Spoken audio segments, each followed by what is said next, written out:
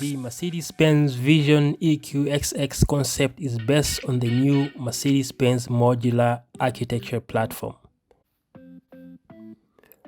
A single engine at the rear produces 204 horsepower, but its efficiency reaches 95%. The capacity of the 900-volt battery is 100 kilowatt-hours.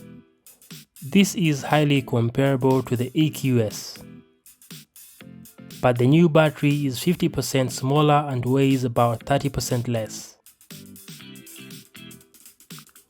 117 solar cells on the roof will add up to 25 kilometers on a clear day.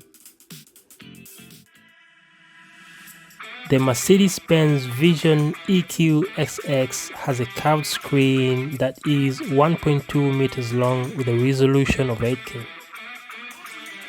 Interestingly, you can communicate non-verbally with a virtual assistant, but there is also voice control, and it has reached new level. The 4D audio system divides the interior into several sound zones, so expect great sound quality.